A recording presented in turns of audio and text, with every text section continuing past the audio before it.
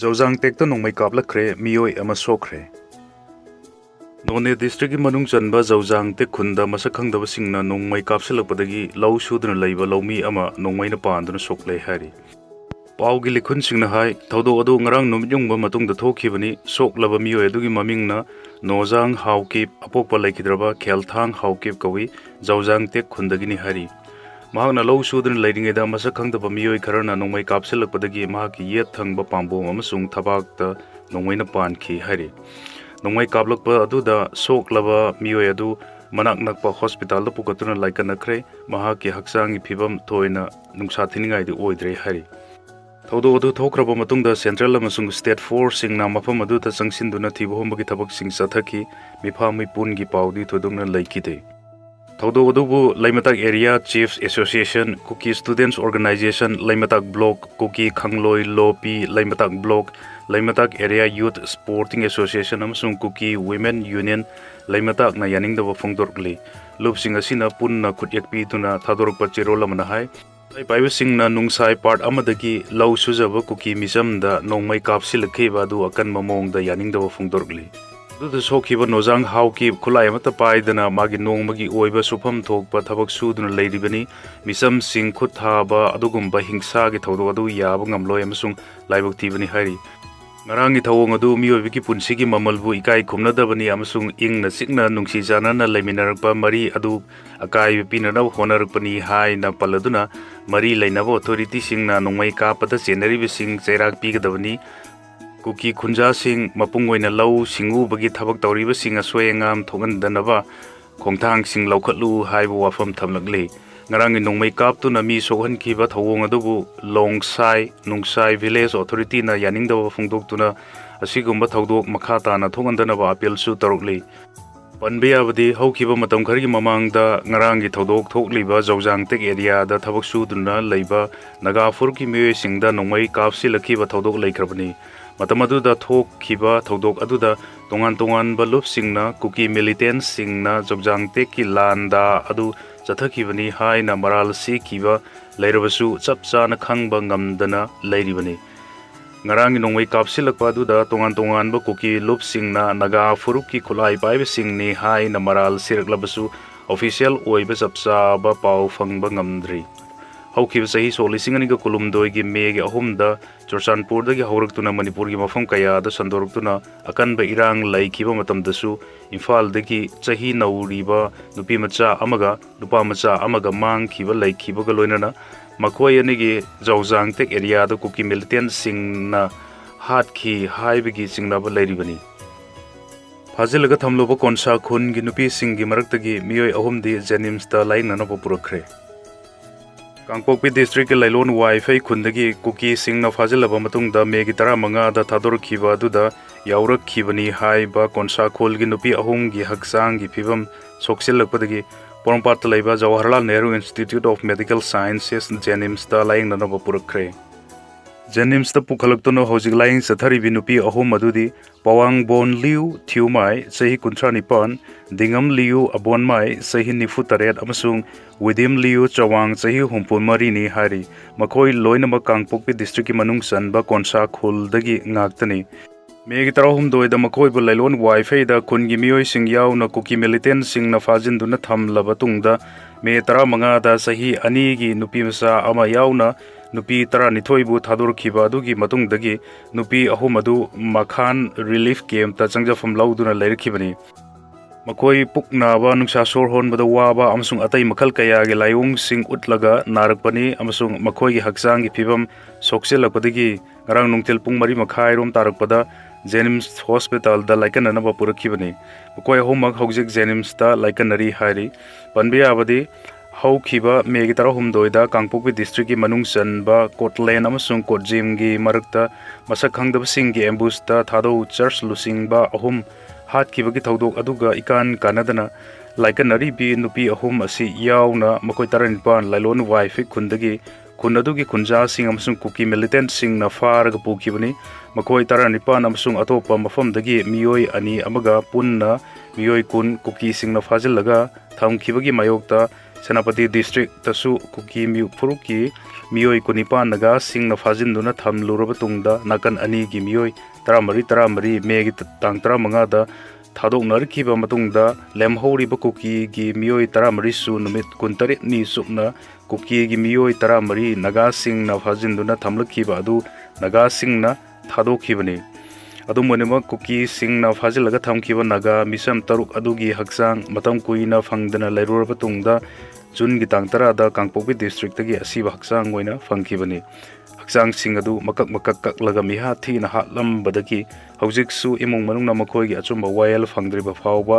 asiba haksang lauroi haina lauthokibadagi haksang sing adu James ki mokta leiribani Seol Nipan gi manung da action lokhat anaba National Human Rights Commission na khangalakre Kuki militant sing na fa kraga mihat hina hatok pikraba naga taruki mihat kamari lena na authorities sing na Seol Nipan gi manung da matik ba action lokhan anaba National Human Rights Commission na khangalakre Uripo torong bom leikai digi singthang nambam kauba mioi amana haukeba me kunithoi da naga furuki mioi taruk Kuki militant sing na fa adun bukraba matung da mafam khangdana leirakiba adugi mayokta National Human Rights Commission da wakat khiben Mana National Human Rights Commission da thakiba wakat aduda matamadu da thiba khangdana laikiba nagagi mioi taruk adu thidok piduna soyanga miyaudana thado hanbiyo amsung thaudo adu da chenaba sing adugi mathakta akan action lokhat piyo haina phongdokibani wakat aduga mari lainana National Human Rights Commission na ngarang Kangpokpi district ki Superintendent of Police da irakiba cherol amada haukiba me kunithoi da singtham nambam kauba mioi amadagi Dr. Reverend Manu Thiumai amasung atai naga manga mangkhibagi matangda tharakpa wakat adu ngarang commission asida puthoroktuna khanare haiba wafum thamlaki commission gi maikai digi mari leinaba authority sing da pirakhiba direction da palibadi sanare hai na khanba action laukhat na namagi damakta wakat adu mari leinaba authority sing da yohongadabani Mari Lainaba authority aduna thaudok aduga mari lainana Seol Nipan gi manungda sanaba action laukhatnaba loinana laukhatpa thabak sing adu petitioner sing khangananaba NHRC na khanganki panbi abadi wakat asi NHRC da wakatpa matamadu dadi mioi taruk adugi haksang sing phangdana lerkibani mangkiba mioi taruk adu asiba haksang oina haukiba jun tarada phangkibani Kuki NP Manipur ga si minister ga unakibada thado NP na thamoi sokno wahang hanglakli MLA Haukholet ki gen na lusingba Kuki NP Manipur amasung Kuki Students Organization KSO gi mihut kangbu amana laikha lambida laklaga Jun tara tareta Imphal da si minister Y Khemsan ga unakiba dugi matang da thado NP Manipur na wahang sing hanglakli Thado NP Manipur ki Joint General Secretary Mangau Thado na khutyek pi duna press ta thadro pacherol aman hai separate administration taliba amasung Imphal vu Valley of Death hai na mingthon piriba amasung hingsa gi thabak sing sathabada maming leiraba kuki sing na city asida sangsilakli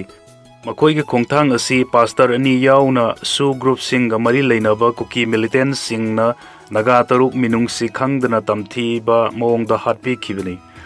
sathark leba khongthang asi mapung oina deputy chief minister gi office ka nanaba loinana sathariba thijin bagi thabak asida ithil pi naba amasung asengba maral leiraba mioi sing adubu lochin ba yanana ba sathark ba khongthang ni hari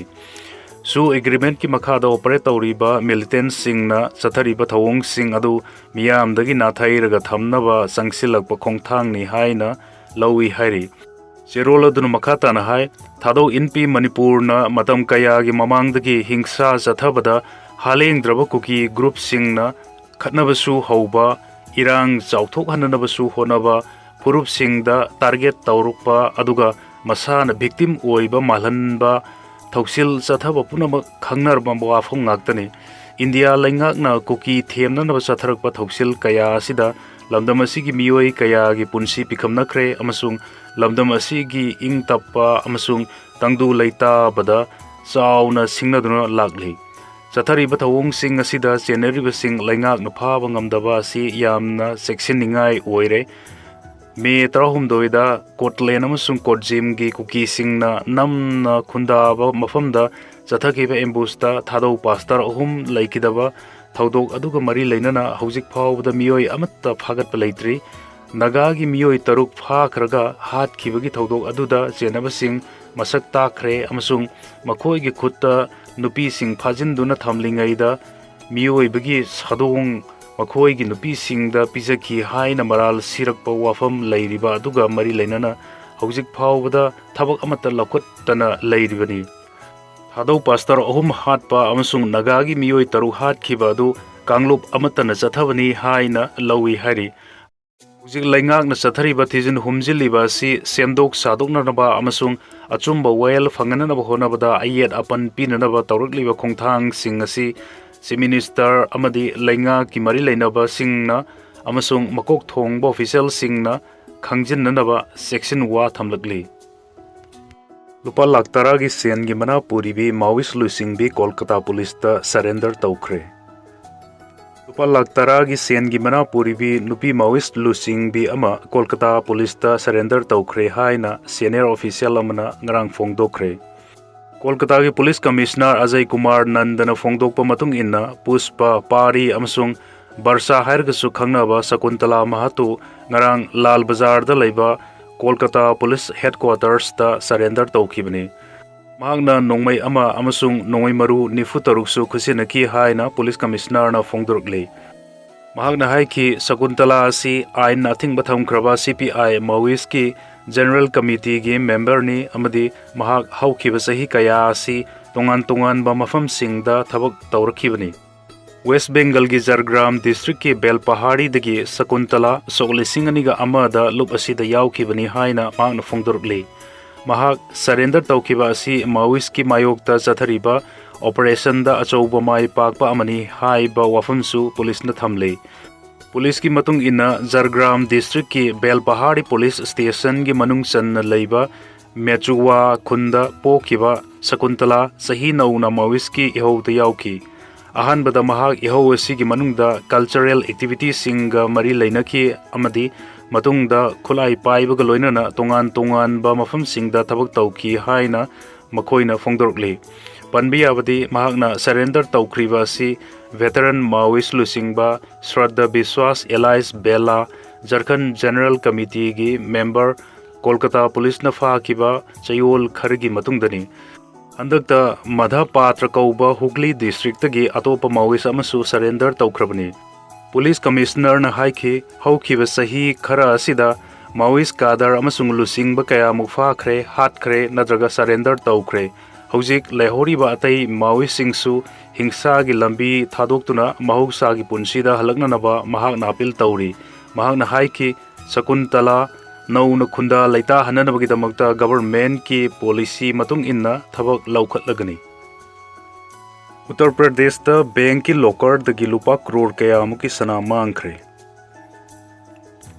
Uttar ꯄ꯭ꯔꯗꯦꯁꯀꯤ ꯐꯤꯔꯣꯖꯕꯥꯗ district ꯂꯩꯕ bank of ꯏꯟꯗꯤꯌꯥꯒꯤ branch ꯑꯃꯒꯤ ꯂꯣꯀꯔꯗꯒꯤ ꯂꯨꯄꯥ ꯀ꯭ꯔꯣꯔ ꯀꯌꯥꯃꯨꯛꯀꯤ ꯑꯣꯏꯒꯗꯕ ꯁꯅꯥ ꯃꯥꯡꯈ꯭ꯔꯦ ꯍꯥꯏꯅ ꯄꯨꯂꯤꯁꯅ ꯉꯔꯥꯡ ꯐꯣꯡꯗꯣꯛꯈ꯭ꯔꯦ꯫ ꯑꯣꯐꯤꯁꯤꯌꯦꯜꯁꯤꯡꯒꯤ ꯃꯇꯨꯡ ꯏꯟꯅ ꯃꯈꯣꯏꯒꯤ ꯂꯣꯟꯁꯤꯡꯒꯤꯗꯃꯛ ꯀꯁꯇꯃꯔꯁꯤꯡꯅ ꯁꯦꯀ꯭ꯌꯨꯔꯤꯇꯤ ꯑꯣꯏꯅ ꯊꯝꯕ ꯌꯥꯝꯂꯕ ꯁꯅꯥꯗꯨ ꯕꯦꯡꯛ ꯑꯁꯤꯒꯤ ꯚꯥꯔꯥꯎꯜ ꯕ꯭ꯔꯥꯟꯆꯀꯤ ꯂꯣꯀꯔꯗꯒꯤ ꯃꯥꯡꯈꯤꯕꯅꯤ꯫ ꯊꯧꯗꯣꯛ ꯑꯁꯤꯒꯤ ꯃꯇꯥꯡꯗ bank of India Agra regional ꯑꯣꯐꯤꯁꯀꯤ ꯆꯤꯐ ꯃꯦꯅꯦꯖꯔ ꯑꯗꯤꯇ꯭ꯌ ꯄ꯭ꯔꯇꯥꯞ ꯁꯤꯡꯍꯅ ꯉꯔꯥꯡ ꯅꯨꯃꯤꯗꯥꯡ ꯍꯥꯟꯅꯒꯤ ꯕ꯭ꯔꯥꯟꯆ ꯃꯦꯅꯦꯖꯔ ꯌꯥꯎꯅ ꯑꯦꯝꯄ꯭ꯂꯣꯌꯤ 3ꯒꯤ ꯃꯊꯛꯇ ꯑꯔꯥꯎꯟ ꯄꯨꯂꯤꯁ ꯁ꯭ꯇꯦꯁꯟꯗ ꯋꯥꯀꯠ ꯑꯃ ꯊꯥꯡꯒꯠꯈ꯭ꯔꯦ꯫ ꯋꯥꯀꯠ ꯑꯗꯨ ꯄꯜꯂꯗꯨꯅ ꯐꯤꯔꯣꯖꯕꯥꯗꯀꯤ ꯁꯨꯄꯔꯤꯟꯇꯦꯟꯗꯦꯟꯠ ꯑꯣꯐ ꯄꯨꯂꯤꯁ ꯑꯗꯤꯇ꯭ꯌ ꯂꯥꯟꯘꯦꯅ ꯍꯥꯏꯈꯤ ꯏꯇꯥꯋꯥ ꯗꯤꯁꯇ꯭ꯔꯤꯛꯀꯤ ꯕꯥꯁꯒꯥꯎ ꯈꯨꯟꯗꯒꯤ ꯕꯦꯡꯛꯀꯤ ꯁ꯭ꯇꯥꯐ ꯃꯦꯝꯕꯔ ꯑꯃꯁꯨꯡ ꯁꯣ ꯁꯦꯟꯅꯕ ꯃꯤꯁꯛ ꯗꯤꯂꯤꯞ ꯀꯨꯃꯥꯔ ꯀꯔꯤꯒꯨꯝꯕ ꯄꯥꯎ ꯑꯃꯠꯇ ꯄꯤꯔꯛꯄ ꯇꯧꯗꯅ ꯃꯦꯒꯤ ꯇꯥꯡ 19ꯇꯒꯤ ꯊꯕꯛ ꯀꯥꯔꯛꯈꯤꯗꯦ ꯑꯃꯗꯤ ꯃꯁꯤꯅ ꯃꯔꯝ ꯑꯣꯏꯔꯗꯨꯅ ꯂꯣꯀꯔꯒ ꯃꯔꯤ ꯂꯩꯅꯕ ꯊꯕꯛ ꯂꯦꯞꯈꯤ꯫ ꯕꯦꯡꯛꯅ ꯃꯍꯥꯛ ꯄꯥꯎ ꯐꯥꯎꯅꯅꯕ ꯍꯣꯠꯅꯕꯗ ꯐꯥꯎꯅꯕ ꯐꯪꯗꯕꯗꯒꯤ ꯆꯤꯡꯅꯕ ꯄꯣꯛꯂꯛꯄꯒ ꯂꯣꯏꯅꯅ ꯋꯥꯐꯝ ꯑꯁꯤ ꯑꯒ꯭ꯔꯥꯗ ꯂꯩꯕ ꯔꯤꯖꯅꯦꯜ ꯑꯣꯐꯤꯁꯇ ꯔꯤꯄꯣꯔꯠ ꯇꯧꯈꯤ꯫ ꯍꯥꯏꯔꯤꯕ ꯑꯁꯤꯒꯤ ꯃꯇꯨꯡ ꯁꯤꯅꯤꯌꯔ ꯁꯦꯀ꯭ꯌꯨꯔꯤꯇꯤ ꯃꯦꯅꯦꯖꯔ ꯑꯪꯀꯤꯠ ꯑꯃꯁꯨꯡ ꯒꯤꯔꯣꯔ ꯕ꯭ꯔꯥꯟꯆꯀꯤ senior manager security Sushil Kumar June 15ꯗ ꯚꯥꯔꯥꯎꯜ ꯕ꯭ꯔꯥꯟꯆꯇ ꯊꯥꯔꯛꯈꯤ꯫ ꯃꯇꯨꯡꯗ ꯗꯨꯄ꯭ꯂꯤꯀꯦꯠ ꯁꯣ ꯑꯃ ꯑꯦꯔꯦꯟꯖ ꯇꯧꯈꯤ ꯑꯃꯗꯤ ꯚꯤꯗꯤꯑꯣ ꯔꯤꯀꯣꯔꯗꯤꯡꯒ ꯂꯣꯏꯅꯅ ꯕꯦꯡꯛꯀꯤ ꯄꯦꯅꯦꯜ ꯑꯦꯗꯚꯣꯀꯦꯠ ꯁꯤꯕ ꯀꯨꯃꯥꯔ ꯁꯔꯃꯒꯤ ꯃꯃꯥꯡꯗ ꯂꯣꯀꯔ ꯑꯗꯨ ꯍꯥꯡꯗꯣꯛꯈꯤ꯫ अदुबु ऑफिशियल सिंगना लोकर अदुदा सना हापा पैकेट 43 यावरमदबा थेंगनकी हाइना ASP ना फोंदोरखी वाकत अदुदा मांगख्रिबा सना अदुगी सांग नत्रगा वैल्यू दी पनबा तौखिदे अदुबु सना अदु लुपा करोड़ कयामुकी ओइरंबा याय थाजरी हाइबा वाफम पुलिसना थमले अराउंड पुलिस स्टेशन की इंचार्ज ऋषि कुमार हाई की थौदोक असीगा मरी लेनना हानेगी branch manager Sandeep Yadav staff officer Dilip Kumar अमसुंग हर्थरास डिस्ट्रिक्ट की credit officer staff officer Naresh Kumar की मथक्ता भारतीय न्याय संहिता BNS की सेक्शन 413 क्लोज मंगा थाजब मांगहनबगी मखादा FIR अमा रजिस्टर तौख्रे थौदोक मतंगदा हौजिक थिगतपगी थबक चथरी अमदी एक्यूज सिंग अदुगी खोंगुल लिननबा अमसुंग मांगख्रिबा सना अदु रिकवर तौननबा सर्विलेंस यूनिट याउना पुलिस टीम सिंगना तोंगान तोंगानबा मफम सिंगदा रेड सिंग चथरी हाइनसु महान फोंदोकली सिगेलान अमसु सिहनख्रे पुन्ना मियोय तरुक सुख्रे केरलम साउथ सुदान दगी हलकपा अमगी सैंपल इबोला की टेस्ट तौननबा थाख्रे केरला हौकी पुंग कुनमरी असिदा सिगेला की अनौब केस 12 थेंगनखिबगा लोइनना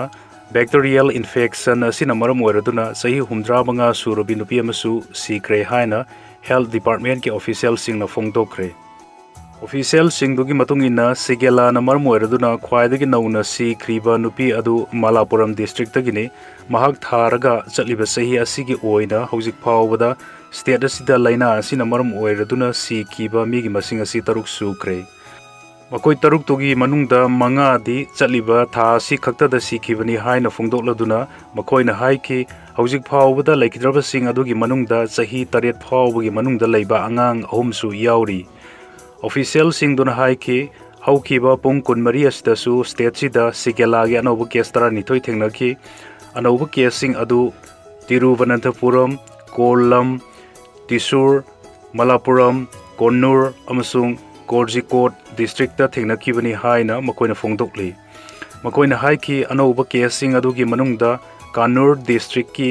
कुटुपुरमदगी सही 52 सुरबी नुपी अमा याउरी महाक सिगेलागा मानवा लायोंग सिंग उलकपदगी प्राइवेट हॉस्पिटल अमदा टेस्ट तौबदा लाइना असि नारे हाइबा कंफर्म तौखिबनी हाइना फोंदोकलदुना मकोइना हाइकी मंगोंदा लाइना असि कदाइदगी लौरखिबनो हाइबदु खंगदोकननबा हेल्थ ऑथोरिटीज ना थिगतपगी थबक चथरी हौजिकसु सिगेलागी पेशेंट मरी इंटेंसिव केयर यूनिट सिंगदा लायेंगली हाइना फोंदोकलदुना मकोइना हाइकी मकोइगी मनुंगदा अनीगी फिबमदी लूना लैरी कसारगोड पलाकाट अमसुंग पतान थ्रीट डिस्ट्रिक्ट दी सही असीगी ओइना हौजिक फावबदा सिगेलागी केस अमता थेंगनबा लैत्रि हाइना मकोइना फोंदोकली अमरोमदा अरुम लाइहोक तौरखिबगी मतुंग साउथ सुदान दगी हलखिबा नुपी अमगी सैंपल इबोला की टेस्ट तौननबा थाख्रे हाइनसु हेल्थ ऑफिशियल सिंगदुना नरांग फोंदोख्रे ऑफिशियल सिंगदुगी मतुंग इन्ना साउथ सुदान दगी हलखिबी नुपी अदु अरुम लाइहोक तौरपदगी ngarang कोटायम पलादा लैबा प्राइवेट हॉस्पिटल अमदा लाखी दुबु महक हंदकता अफ्रीका की लेबाक तुदगी हलखिबा ओइबना प्राइवेट हॉस्पिटल अदुना हेल्थ डिपार्टमेंट ता पाउ पिरखि हाइना फोंदोलदुना मखोइना हाइकी पाउदु पिरकपदगी हेल्थ ऑथोरिटीज ना महक कोटायम मेडिकल कॉलेज दा हांगबा आइसोलेशन वार्ड अमदा थमख्रे महक इबोला ना नाब्रा हाइबदु खंगदोननबगी दमकता महक की ब्लड सैंपल सिंग लौबगा लोइनना टेस्ट तौननबा लैबोरेटरी दा थाख्रे हाइनसु मखोइना फोंदोकली अंदर अफ्रीका की लेबा खरदा इबोला संदोरखिबगी मतुंग हेल्थ डिपार्टमेंट ना हानना स्टेट सिदा लैबा हॉस्पिटल सिंग मिचिंग ना सिंग ना लैहनखिबगा लोइनना लाइना असिना सोखहल्लबा लेबाक सिंगदगी थुंगलरबा मियोय सिंग कुपना यंगसिननबा वारेप लौख्रबनी।